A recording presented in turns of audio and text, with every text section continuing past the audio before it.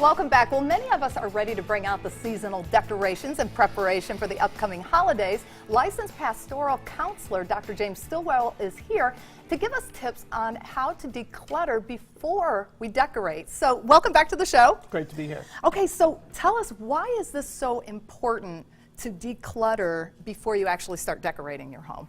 It's a great opportunity. You are at the change of the seasons. And you're going to be bringing more stuff into the house during this time. Right. So you want to have net, at least not more than you had coming in. It's a great opportunity to see what's broken, what you no longer value, you no longer want to put out there. So the timing is very helpful if you take advantage of it.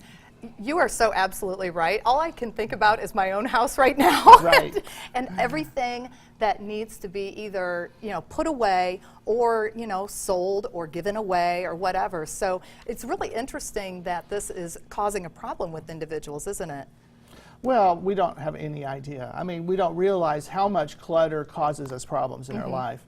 And we don't realize why, which is really the point of today's topic, is to think about why it's such a problem. Well, how does disorganization affect our health? I mean, how is that possible? Well, for one thing, you want your home to be kind of a retreat, ideally. Retreat suggests a place where you rest, get good sleep, but especially if your bedroom is a mess. And usually that's the last place that we clean up because it's the last place we show the public.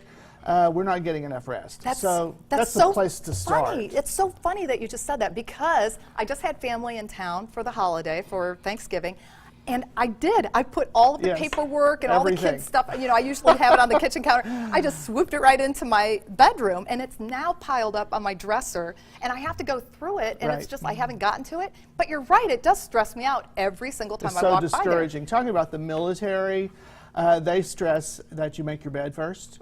Okay. And that gives you the momentum to accomplish everything else. Yeah, that's true. And it's going to be there at the end of the day. The other study that was done recently about that is when you're surrounded by disorganization and chaos, you're much more likely to eat too much. Interesting. Twice as many cookies and junk food is eaten when you're surrounded with clutter and messiness, because you think, well, what the heck? What's the use? There's no structure here. I might as well eat. So it affects your diet and everything? It affects your diet, which affects your health. Now, let me ask you this. How does it affect your relationship with other people? Well, does it? Here again, it's a great opportunity to strengthen your relationships. If you live with a partner, with a spouse, with children, with anybody, then you have shared space and an opportunity to have shared grace and respect one another, and to work together, to collaborate, to find out what Christmas traditions are meaningful to both of you. Or you're going to have shared resentment as their stuff is in your way and all of that kind of thing. So it's a great opportunity for those kind of conversations that can strengthen your relationship instead of cause problems. Right. And I mean, you're absolutely right, because it really does. I mean, there are times where I'm a little resentful if Doug's cluttering up my space, and vice versa. I know, and quite honestly, okay, Doug is the more organized of the two of us, so it's usually me. But each of us has our own area of control where we feel like this is our space, and so we resent when the other person gets into our space. But we, at the same time, the flip side of that is we appreciate it when the other person works on their space. It gives us that sense of shared collaboration and commonality and shared purpose.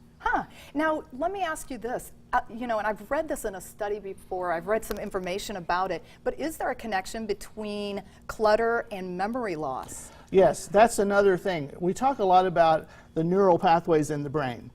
Well, of your five senses, the way you receive most information is through your eyesight. So if all you see is chaos and clutter and disorganization, then you're not able to remember the basic things you're trying to remember to get through the day. Because it just keeps distracting you. It keeps distracting you. Interesting. Well, thank you so much for coming and reminding me that I need to declutter my home. I've got work to do.